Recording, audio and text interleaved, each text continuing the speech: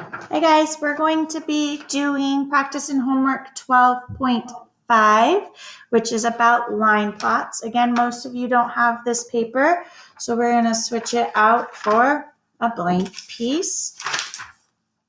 Up at the top, go ahead and please write your name along with 12.5.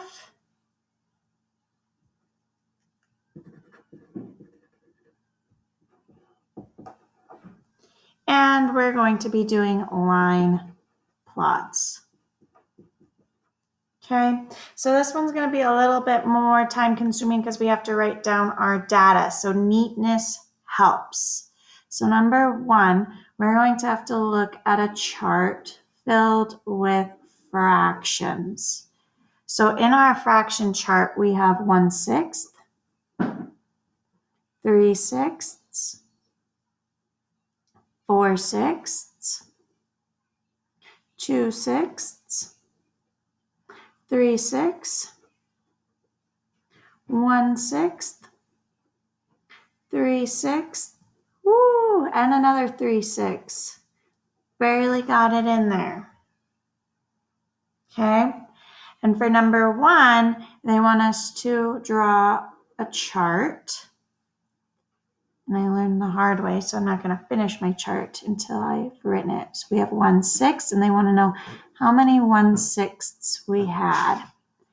We have 2/6, and again, they want to know how many 2/6 we have. 3/6, and our last one, 4/6.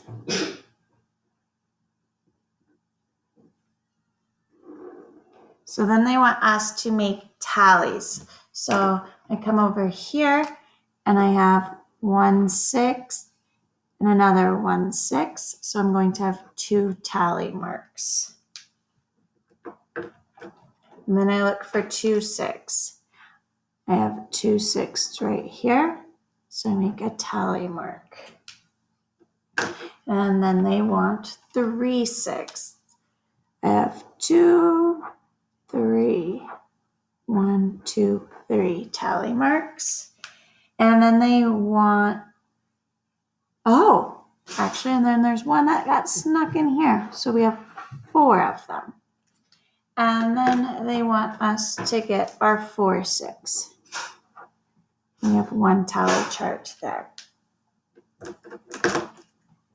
So then they want us to make a line plot. So a line plot is going to be pretty simple when you see it. 1/6, 2/6, 3/6, and 4/6. And they want us to make a mark above each one of those fractions to say how many we have. So when we look over at our chart, we see that we have 2 1/6. We have 1 2/6, 4 3/6, and 1 4/6. Okay. So we can see that we have the most 3/6 or 1/2. And then we go to 1/6, and then 2/6 and 4/6 are equal with just having 1. So then we're going to go down to number 2. Number 2 says, how many students were compared? So they want to know how many people were written down here. So we have 1, 2, 3, 4, 5, 6, 7, 8 people.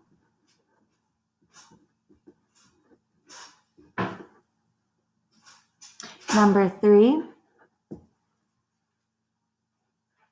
What is the difference between the longest and the shortest? So our longest would be 4/6. And the shortest would be 1/6. And they're asking for the difference. So this is where we're going to do 4/6 minus 1/6 to get 3/6, which is equal to 1/2. Then we're going to create another one of those kind of grids. So for number 4. I learned last time not to close out my rectangles so that I can write them all. We have 1/8, 2/8, another 2/8, 4/8, 1/8, 3/8, 4/8, 2/8, 3/8, and 2/8. So that's all of our information. And then they want us to make it onto a line graph. So we have our 1/8, 2/8, 3/8, and 4/8. And they want us to mark an X above each one that corresponds. So I'm going to search for all my 1/8s. 1, 2. I have 2 of them, so I'm going to put 2 X's above 1/8. I'm going to search for all my 2/8s.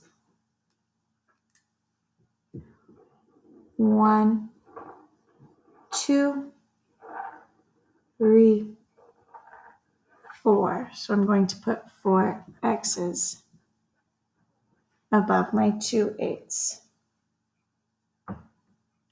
I'm going to search for all of my 3/8s. 1, 2.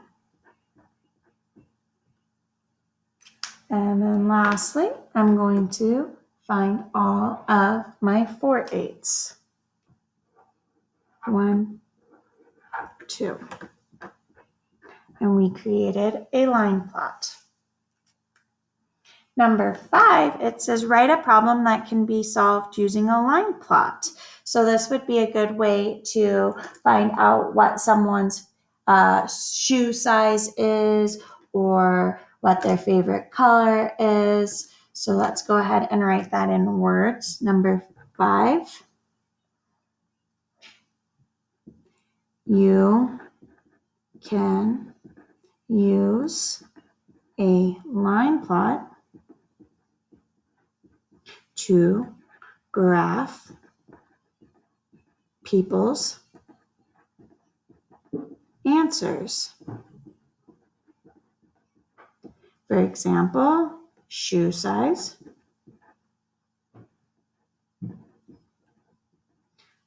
favorite color,